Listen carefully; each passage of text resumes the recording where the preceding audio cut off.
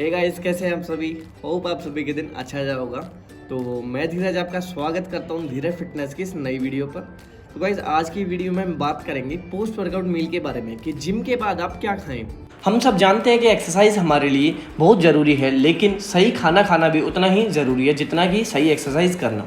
इसलिए हमें सही तरह का खाना खाना चाहिए जिससे कि हम अपने मसल्स को रिकवर कर सकें और नेक्स्ट वर्कआउट के लिए तैयार हो सकें।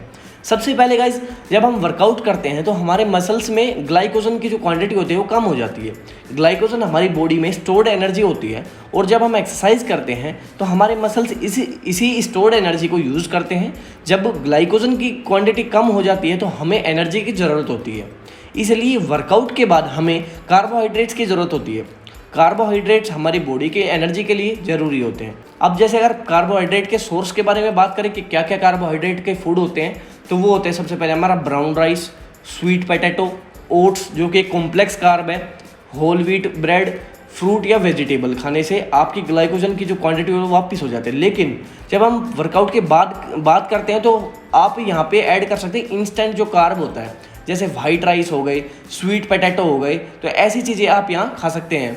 अगर फ्रूट्स की मैं बात करूँ तो आप बनाना ऐड कर सकते हैं, एप्पल ऐड कर सकते हैं। तो ये चीज़ें इसके अंदर आपको कार्ब में काफ़ी मतलब इफेक्ट डालेगी आपकी पोस्ट वर्कआउट में। और अगर आप वेट ट्रेनिंग करते हैं तो आपको प्रोटीन की ज़रूरत होती है। प्रोटीन हमारी मसल्स के ग्रोथ के लिए और रिपेयर के लिए काफ़ी ज़रूरी होता है। तो अगर हम प्रोटीन की बात करें कि जिम जो पोस्ट वर्कआउट में प्रोटीन होता है उसमें क्या क्या चीज़ें लें, क्या फूड सोर्स लें जिससे हमारी प्रोटीन की इंटेक पूरी हो, तो उसमें आता है आपका बॉइल्ड चिकन, फिश और जो एग होता है उसके अंदर भी आप फैट की चीज़ों को हटा दीजिए, क्योंकि फैट हमें ना प्री वर्कआउट में ज़रूरत होती है ना पोस्ट में, क्योंकि वो डाइजेशन को स्लो कर देता है। तो एग भी यहाँ पे आप वाइट खाइए। और ये टोफू हो गया, ये वे प्रोटीन आपके लिए बेस्ट सोर्स है और जो कि आपकी प्रोटीन की ज़रूरत को पूरा कर सकते हैं। इसके अलावा अगर मेन चीज़ जो होती है आपके हाइड्रेशन, क्योंकि जैसे हम वर्कआउट करते हैं तो हम डिहाइड्रेट हो जाते हैं, तो वर्कआउट के बाद हमें हाइड्रेट रहना भी ज़रूरी होता है। तो उसमें आप कोकोनट वाटर होता है वो ऐड कर सकते हैं, लेमन वाटर होता है वो ऐड कर सकते हैं, जो नींबू पानी, या आप इलेक्ट्रोलाइट ड्रिंक पी सकते हैं। तो ये थी कुछ टिप्स कि हमें वर्कआउट के बाद क्या खाना चाहिए।